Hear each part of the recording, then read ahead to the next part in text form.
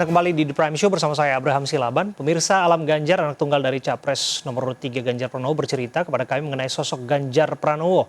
Alam Ganjar juga menceritakan pengalamannya saat datang langsung di arena debat calon presiden.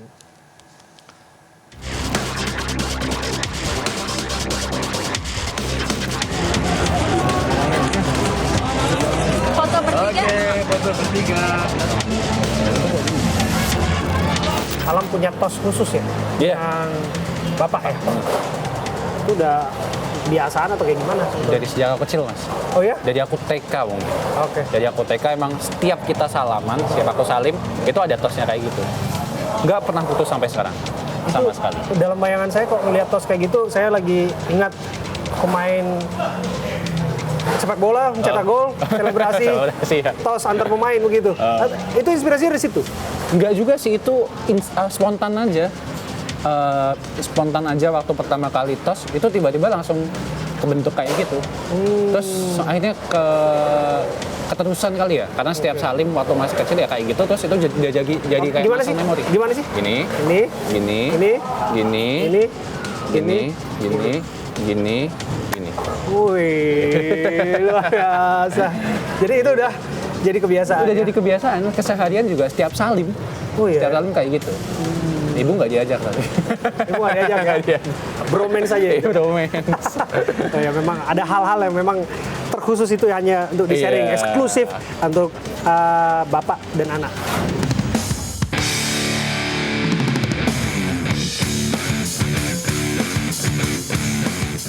Ini kan udah bicara soal percaturan politik, kita kompetitif di sini, tapi bagaimanapun kompetisi politik hari-hari ini menjadi sorotan publik, Iya. jadi percakapan di mana-mana tempat, termasuk debat calon presiden. Iya. Ya, Alam bisa kasih spill, bocoran persiapan Pak Ganjar di debat kedua calon presiden.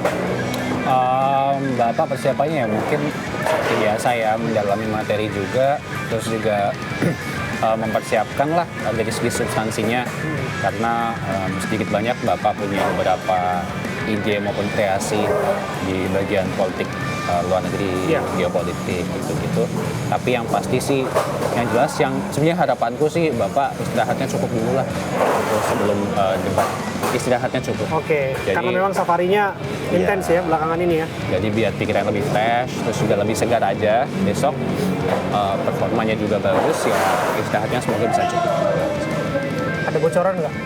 Pak Ganjar akan lebih aktif, akan ofensif secara substansi itu saja kepada capres tertentu, nomor 2 atau nomor 1? Bapak akan jadi diri Bapak sendiri gitu. Karena memang yang pengen dimunculkan juga ya, sosok Bapaknya sendiri gitu. Jadi bagaimana Bapak itu bisa menjadi diri sendiri dan benar-benar transparan sehingga tidak ada hal yang dibuat-buat, dan juga emang itu natural dari Bapak. Karena dari aku pribadi juga merasa bahwa semua orang itu perlu melihat Bapak itu dari lubuk hati paling dalam. Jadi ketulusannya dan pemikiran secara transparannya itu seperti apa. Menampilkan yang otentik gitu ya. Gitu. Kalau disebut bahwa ini bukan temanya Pak Ganjar, ini kan isunya pertahanan, Iya. isunya hubungan internasional, geopolitik. Alam menanggapi seperti apa?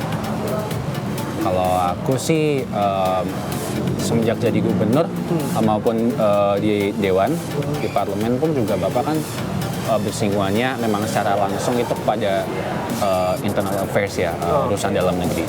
Tapi itu juga banyak loh, Bapak itu berhasil berkolaborasi, memahami kondisi geopolitik. Salah satunya itu untuk dam di Kendal, daerah Kendal dan Semarang untuk mengantisipasi rop. Itu Bapak concern betul karena itu sudah menjadi permasalahan turun-temurun dari zaman dulu, dan Bapak coba kolaborasi sama Belanda. Sama akademisi di Belanda, karena Belanda dengan super damnya yang sangat luar biasa, dan Belanda kan itu kan levelnya di bawah permukaan laut. Betul. Nah, jadi kita belajar dari memang yang sudah ahli di sana. Itu juga salah satu kolaborasi internasional. Bagaimana? Ada kebiasaan sendiri nggak sih Alam kalau misalnya Pak Ayah tuh atau Bapak sebelum debat atau menghadapi suatu isu? Karena ini kan terus terang ini bukan debat pertama bagi Pak Ganjar. 2 kali terpilih menjadi gubernur Jawa Tengah pun serupa. Iya. Ada proses di mana dialektika melalui debat ditampilkan. Kira-kira kalau dalam catatan Alam biasanya ada kebiasaan-kebiasaan, misalnya harus minum jamu dulu, kemudian harus ngeteh dulu, ngopi dulu, atau mungkin ada makanan kesukaannya yang menjadi mood boosternya lah untuk kemudian menghadapi debat. Ya paling doa, terus juga ngabari keluarga-keluarga buat minta dukungan, minta restunya. Kalau Alam pasti nonton sering lah Pak Ganjar berdialektika, kemudian berdebat lain sebagainya, tentu saja mau itu di stasiun TV, mau itu juga di acara debat Pilgub dulu ya. Iya. Tapi ini kan debat pemilihan presiden. Iya. Nah, Alam bisa cerita nggak waktu ada di sana apa perasaannya?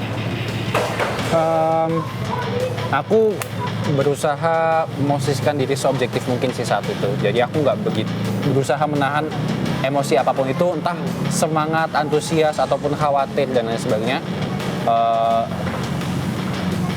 Memosisikan diri senetral mungkin. Biar apa? Biar aku bisa mencatat evaluasi ataupun hal-hal yang menjadi poin plus, hal-hal yang bisa diperbaiki di setelahnya. Soalnya kalau misalkan nanti aku udah terlalu terpacu dengan emosi itu, nanti bias tulisanku. Hasil pemikiranku nanti bias. Ini luar biasa ya. Penampilan Bapak dievaluasi oleh anak sendiri. Oh iya, haruslah. Saya satu-satunya orang yang bisa jewer telinga calon presiden tuh anaknya. Tapi benar saya pikir ya, karena bagaimanapun input yang dirasa tanpa saringan langsung masuk. Iya. Dan apalagi hari-hari ini kita bicara soal intrik politik Iya. dan segala macam kan, kita sulit untuk menerka-nerka orang. Yang paling orisinil, yang paling tulus dan ikhlas, Iya. tanpa beban apapun ya dari anak sendiri. Iya, salah satu. Dan tulisan-tulisan itu disampaikan kepada Bapak. Oh iya, jelas. Waktu itu apa yang disampaikan dalam tulisan-tulisan itu contohnya? Oh ya, ada lah. Ada ya? Ada lah. Rahasia. Iya. RHS Ada. ya? Dari segi substansi iya, terus dari segi performance itu juga semuanya. Ada beberapa masukan, ada Oke. beberapa hal yang oh ini bagus, besok di highlight lagi gitu. Oke. Menurut Alam, ketika Pak Ganjar berdebat dengan Pak Prabowo dan membahas isu HAM, Oh iya. apa tanggapan Alam ketika ada riak-riak yang terjadi di sana?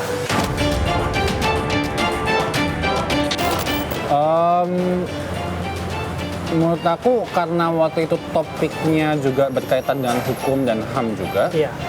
saya rasa itu juga ada beberapa pertanyaan yang sekiranya perlu untuk diklarifikasi. Dan reaksi-reaksi publik itu ya itu kembali lagi itu yang tidak saya coba fokuskan karena itu adalah sentimen. Saya berusaha mengesampingkan sentimen khususnya pada diri saya dan melihat hal itu ya sudah apa ya?